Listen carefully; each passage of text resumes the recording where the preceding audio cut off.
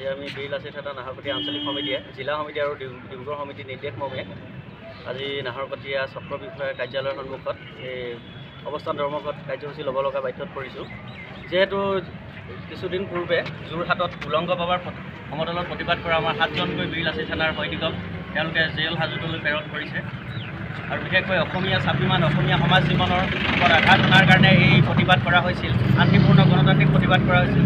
এই গণতান্ত্ৰিক প্ৰতিবাদক ৰোধ কৰিবলৈ অসম চৰকাৰে কি কাৰণে কাৰ ছত্ৰছায়াত কাৰ ওপৰত কাৰ নিৰ্দেশমৰ্মে এনেধৰণৰ ব্যৱস্থা গ্ৰহণ কৰিলে সেয়া আমি এতিয়াও প্ৰশ্নবোধক। আৰু যিহেতু এই চৰকাৰৰ ৰজাঘৰীয়াৰ কোনো এজন বিষয়া মন্ত্ৰী MLA আজিলৈকে কোনো এটা মন্তব্য দিয়া নাই কি কাৰণে এনেধৰণৰ মহামান্য আদালতে জামিন প্ৰদান কৰাৰ পিছত তেওঁলোকক আকৌ পুনৰ এটা পুৰণি গোচৰ এটা খুচৰি তেওঁলোকক আকৌ জেল হাজতলৈ প্ৰেৰণ কৰিছে। গতিকে বীৰ লাচিত থানা অসমে এনেদৰে অসমীয়াৰ সমাজ জীৱনৰ ওপৰত অহা কোনো ধৰণৰ ভয়াৱহতা আৰু যিকোনো ধৰণৰ এনেকুৱা ধৰণৰ কোনো বিষয়ৰ ওপৰত আমি শান্তিকে বহি নাথাকোঁ। আমাৰ সৈনিকসকল সদায় এনে ক্ষেত্ৰত সদায় মাত মাতি আহিছে আৰু ভৱিষ্যতলৈ মাত মাতি যাম।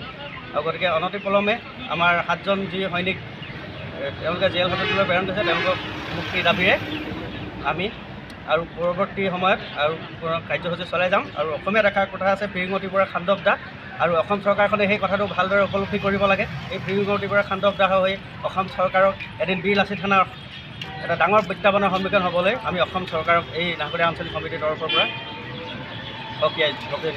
ছাৰ, আপোনালোকৰ যোনটো সদস্য মুকলি যদি কৰি নিদিয়ে আপোনালোকৰ আগন্তুক কি পৰিকল্পনা? আগন্তুক জিলা সমিতি আৰু কেন্দ্ৰীয় সমিতিৰ নিৰ্দেশ মৰ্মে আৰু আঞ্চলিক সমিতিৰ আলোচনা মৰ্মে আমি সৰ্বাংগীন যেনেদৰে আমাৰ কেন্দ্ৰীয় সমিতিয়ে কৈছে গণতন্ত্ৰৰ শেষ স্তম্ভলৈকে আমাৰ আন্দোলন চলি যাব, তেনেদৰে আমাৰ পৰ্যায়ক্ৰমে সকলো আন্দোলন চলি যাব। আৰু অসম চৰকাৰে আমাৰ বীৰ লাচিত থানা সৈনিকৰ প্ৰত্যাহ্বানৰ সন্মুখীন হ'বলৈ ইয়াৰ পৰা আমি সকীয়াই দিছোঁ।